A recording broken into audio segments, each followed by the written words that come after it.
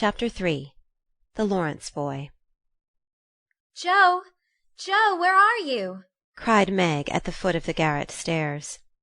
"Here," answered a husky voice from above, and running up, Meg found her sister eating apples and crying over the heir of Redcliffe, wrapped up in a comforter on an old three-legged sofa by the sunny window. This was Joe's favourite refuge, and here she loved to retire with half a dozen russets and a nice book, to enjoy the quiet and the society of a pet rat who lived near by and didn't mind her a particle. As Meg appeared, Scrabble whisked into his hole. Joe shook the tears off her cheeks and waited to hear the news. "Such fun! Only see! A regular note of invitation from Mrs. Gardner for tomorrow night," cried Meg, waving the precious paper and then proceeding to read it with girlish delight. "Mrs. Gardner would be happy to see Miss March and Miss Josephine at a little dance on New Year's Eve. Marmee is willing we should go. Now what shall we wear?" "What's the use of asking that, when you know we shall wear our poplins because we haven't got anything else?" answered Joe, with her mouth full. "If I only had a silk," sighed Meg. "Mother says I may when I'm 18, perhaps, but 2 years is an everlasting time to wait." "I'm sure our pops look like silk, and they are nice enough for us. Yours is as good as new, but I forgot the burn and the tear in mine. Whatever shall I do? The burn shows badly, and I can't take any out." "You must sit still all you can and keep your back out of sight. The front is all right. I shall have a new ribbon for my hair, and Marmee will lend me her little pearl pin, and my new slippers are lovely, and my gloves will do, though they aren't as nice as I'd like." "Mine are spoiled with lemonade, and I can't get any new ones, so I shall have to go without," said Joe, who never troubled herself much about dress. "You must have gloves, or I won't go," cried Meg decidedly. "Gloves are more important than anything else. You can't dance without them, and if you don't I should be so mortified." "Then I'll stay still. I don't care much for company dancing. It's no fun to go sailing round. I like to fly about and cut capers." "You can't ask Mother for new ones. They are so expensive, and you are so careless. She said when you spoiled the others that she shouldn't get you any more this winter. Can't you make them do?" "I can hold them crumpled up in my hand so no one will know how stained they are. That's all I can do. No, I'll tell you how we can manage. Each wear one good one and carry a bad one, don't you see?" "Your hands are bigger than mine, and you will stretch my glove dreadfully," began Meg, whose gloves were a tender point with her. "Then I'll go without. I don't care what people say," cried Joe, taking up her book. "You may have it, you may. Only don't stain it, and do behave nicely. Don't put your hands behind you, or stare, or say Christopher Columbus, will you?" "Don't worry about me. I'll be as prim as I can and not get into any scrapes if I can help it. Now go and answer your note, and let me finish this splendid story." So Meg went away to accept with thanks, look over her dress, and sing blithely as she did up her one real lace frill, while Joe finished her story, her 4 apples, and had a game of romps with Scrabble. On New Year's Eve the parlour was deserted, for the 2 younger girls played dressing maids, and the 2 elder were absorbed in the all-important business of getting ready for the party. Simple as the toilets were, there was a great deal of running up and down, laughing and talking, and at one time a strong smell of burnt hair pervaded the house. Meg wanted a few curls about her face, and Joe undertook to pinch the papered locks with a pair of hot tongs. "Ought they to smoke like that?" asked Beth from her perch on the bed. "It's the dampness drying," replied Joe. "What a queer smell! It's like burnt feathers," observed Amy, smoothing her own pretty curls with a superior air. "There now, I'll take off the papers, and you'll see a cloud of little ringlets," said Joe, putting down the tongs. She did take off the papers, but no cloud of ringlets appeared, for the hair came with the papers, and the horrified hairdresser laid a row of little scorched bundles on the bureau before her victim. "Oh, oh, oh, what have you done? I'm spoiled. I can't go. My hair! Oh, my hair!" wailed Meg, looking with despair at the uneven frizzle on her forehead. "Oh, just my luck. You shouldn't have asked me to do it. I always spoil everything. I'm so sorry, but the tongs were too hot, and so I've made a mess," groaned poor Joe, regarding the little black pancakes with tears of regret. It isn't spoiled. Just frizzle it and tie your ribbon so the ends come on your forehead a bit, and it will look like the last fashion. I've seen many girls do it so," said Amy consolingly. Serves me right for trying to be fine. I wish I'd let my hair alone, cried Meg petulantly. So do I. It was so smooth and pretty. But it will soon grow out again, said Beth, coming to kiss and comfort the shorn sheep. After various lesser mishaps, Meg was finished at last, and by the united exertions of the entire family, Jo's hair was got up and her dress on. They looked very well in their simple suits, Meg's in silvery drab, with a blue velvet snood, lace frills, and the pearl pin. Jo in maroon, with a stiff gentlemanly linen collar and a white chrysanthemum or two for her only ornament. Each put on one nice light glove, and carried one soiled one, and all pronounced the effect quite easy and fine. Meg's high-heeled slippers were very tight and hurt her, though she would not own it, and Jo's 19 hairpins all seemed stuck straight into her head, which was not exactly comfortable, but dear me, let us be elegant or die. "Have a good time, dearies," said Mrs. March as the sisters went daintily down the walk. "Don't eat much supper, and come away at 11 when I send Hannah for you." As the gate clashed behind them, a voice cried from a window, "Girls, girls, have you both got nice pocket handkerchiefs?" "Yes, yes, spandy nice, and Meg has cologne on hers," cried Jo, adding with a laugh as they went on, "I do believe Marmee would ask that if we were all running away from an earthquake." It is one of her aristocratic tastes, and quite proper, for a real lady is always known by neat boots, glove, and handkerchief, replied Meg, who had a good many little aristocratic tastes of her own. Now don't forget to keep the bad breadth out of sight, Jo. Is my sash right? And does my hair look very bad? said Meg as she turned from the glass in Mrs. Gardiner's dressing-room after a prolonged prink. "I know I shall forget. If you see me doing anything wrong, just remind me by a wink, will you?" returned Jo, giving her collar a twitch and her head a hasty brush. No, winking isn't ladylike. I'll lift my eyebrows if anything is wrong, and nod if you are all right. Now hold your shoulders straight and take short steps, and don't shake hands if you are introduced to anyone. It isn't the thing. How do you learn all the proper ways? I never can. Isn't that music gay? Down they went, feeling a trifle timid, for they seldom went to parties, and informal as this little gathering was, it was an event to them. Mrs. Gardiner, a stately old lady, greeted them kindly and handed them over to the eldest of her 6 daughters.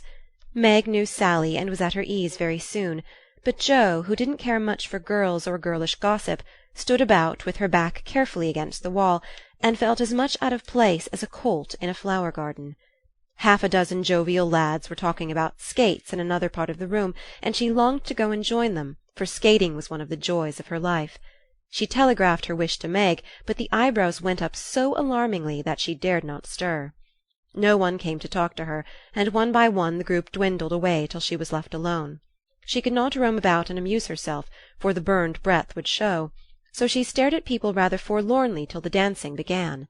Meg was asked at once, and the tight slippers tripped about so briskly that none would have guessed the pain their wearer suffered smilingly. Jo saw a big red-headed youth approaching her corner, and fearing he meant to engage her, she slipped into a curtained recess, intending to peep and enjoy herself in peace.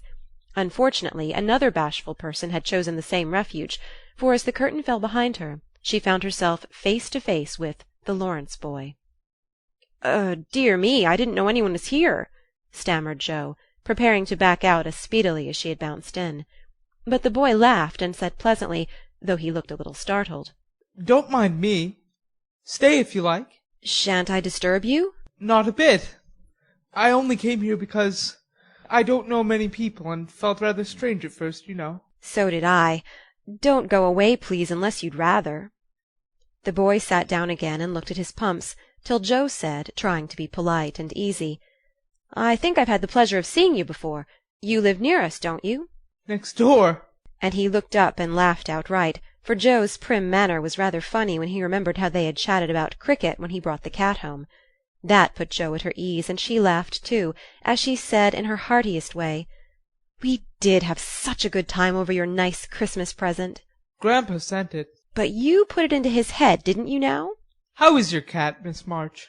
asked the boy, trying to look sober while his black eyes shone with fun. Nicely, thank you, Mr. Laurence, but I am not Miss March. I'm only Jo, returned the young lady. I'm not Mr. Laurence, I'm only Laurie. Laurie Lawrence? What an odd name. My first name is Theodore, but I don't like it, for the fellows called me Dora. So I made them say Laurie instead. I hate my name, too. So sentimental. I wish everyone would say Jo instead of Josephine. How did you make the boys stop calling you Dora? I thrashed them.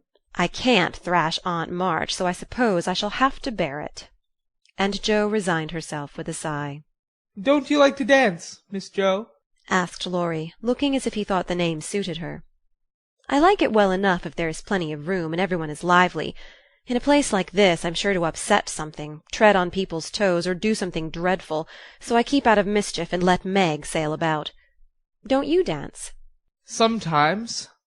You see, I've been abroad a good many years and haven't been into company enough yet to know how you do things here. Abroad! Cried Jo. Oh, tell me about it. I love dearly to hear people describe their travels. Laurie didn't seem to know where to begin, but Jo's eager questions soon set him going, and he told her how he had been at school in Vevey, where the boys never wore hats and had a fleet of boats on the lake, and for holiday fun went on walking trips about Switzerland with their teachers. Don't I wish I'd been there, cried Jo. Did you go to Paris? We spent last winter there. Can you talk French? We're not allowed to speak anything else at Vevey. Oh, do say some. I can read it but can't pronounce. Quel nom a cette jeune demoiselle en les pantoufles jolies? How nicely you do it. Let me see. You said, who is the young lady in the pretty slippers, didn't you? Oui, mademoiselle. It's my sister Margaret, and you knew it was. Do you think she's pretty? Yes, she makes me think of the German girls. She looks so fresh and quiet, and dances like a lady. Jo quite glowed with pleasure at this boyish praise of her sister, and started up to repeat to Meg. Both peeped and criticized and chatted till they felt like old acquaintances. Laurie's bashfulness soon wore off, for Jo's gentlemanly demeanour amused and set him at his ease, and Jo was her merry self again, because her dress was forgotten and nobody lifted their eyebrows at her. She liked the Laurence boy better than ever, and took several good looks at him, so that she might describe him to the girls, for they had no brothers, very few male cousins, and boys were almost unknown creatures to them. Curly black hair, brown skin, big black eyes, handsome nose, fine teeth, small hands and feet, taller than I am, very polite, for a boy, and altogether jolly. I wonder how old he is. It was on the tip of Jo's tongue to ask, but she checked herself in time, and with unusual tact tried to find out in a roundabout way. I suppose you're going to college soon. I see you pegging away at your books. No, I mean studying hard. And Jo blushed at the dreadful pegging which had escaped her. Laurie smiled but didn't seem shocked, and answered with a shrug. Oh, not for a year or two. I won't go before 17, anyway. Aren't you but 15? Asked Jo, looking at the tall lad, whom she had imagined 17 already. 16, next month. How I wish I was going to college. You don't look as if you liked it. I hate it. Nothing but grinding or skylarking. And I don't like the way fellows do either in this country. What do you like? To live in Italy and enjoy myself in my own way. Jo wanted very much to ask what his own way was, but his black brows looked rather threatening as he knit them, so she changed the subject by saying, as her foot kept time, "That's a splendid polka. Won't you go and try it?" If you will come too. He answered with a gallant little bow. "I can't, for I told Meg I wouldn't because—" There Jo stopped and looked undecided whether to tell or to laugh. Because what? You won't tell?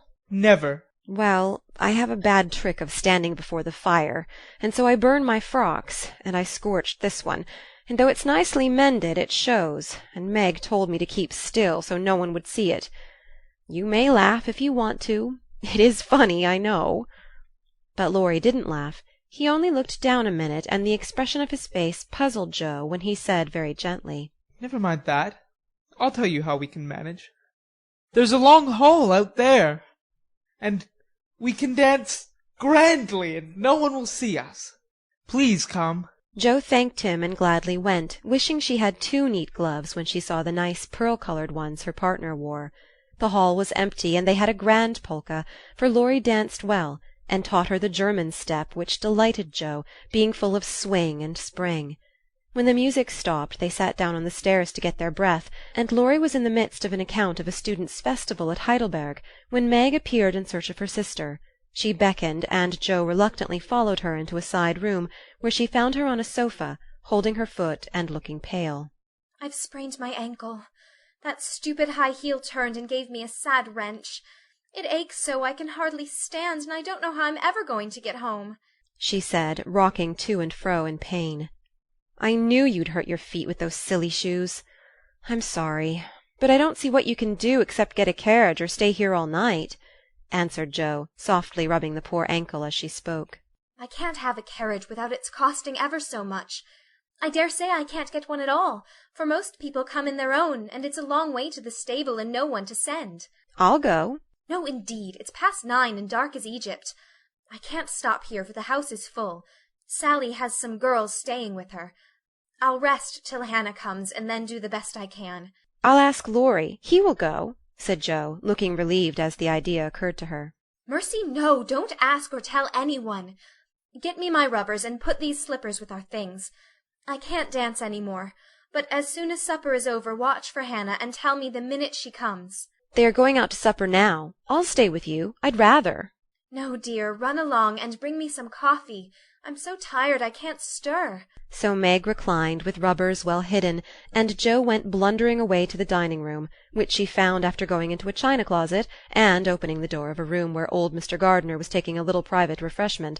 Making a dart at the table, she secured the coffee, which she immediately spilled, thereby making the front of her dress as bad as the back. "Oh, dear, what a blunderbuss I am!" exclaimed Jo, finishing Meg's glove by scrubbing her gown with it. Can I help you? Said a friendly voice, and there was Laurie, with a full cup in one hand and a plate of ice in the other. "I was trying to get something for Meg, who is very tired, and someone shook me, and here I am in a nice state," answered Jo, glancing dismally from the stained skirt to the coffee-coloured glove. Oh, too bad. I was looking for someone to give this to. May I take it to your sister? "Oh, thank you. I'll show you where she is. I don't offer to take it myself, for I should only get into another scrape if I did."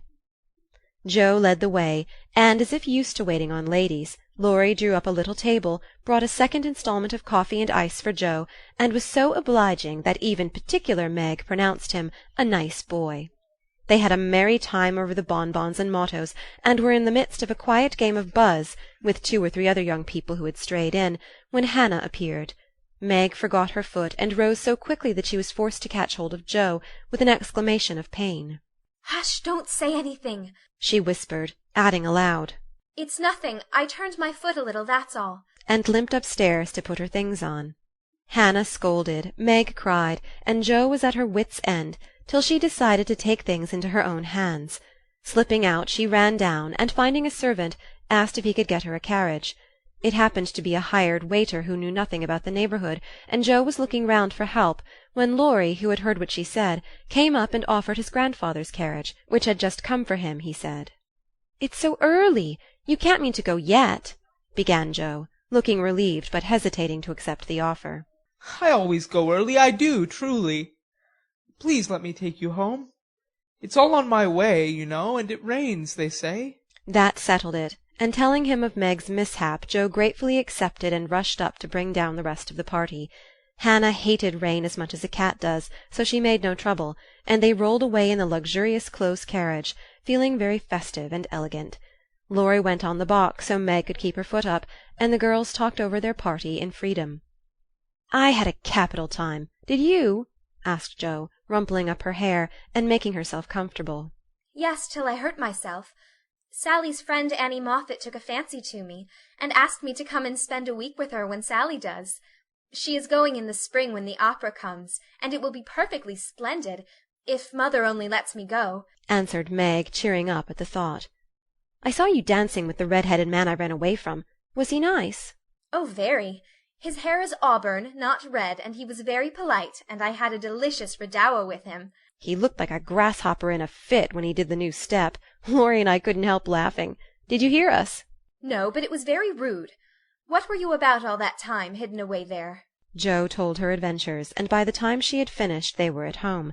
With many thanks they said good night and crept in, hoping to disturb no one, but the instant their door creaked, 2 little nightcaps bobbed up, and 2 sleepy but eager voices cried out. With what Meg called a great want of manners, Jo had saved some bonbons for the little girls, and they soon subsided after hearing the most thrilling events of the evening. I declare, it really seems like being a fine young lady, to come home from the party in a carriage and sit in my dressing-gown with a maid to wait on me, said Meg, as Jo bound up her foot with arnica and brushed her hair. I don't believe fine young ladies enjoy themselves a bit more than we do, in spite of our burned hair, old gowns, 1 glove apiece, and tight slippers that sprain our ankles when we are silly enough to wear them. And I think Jo was quite right.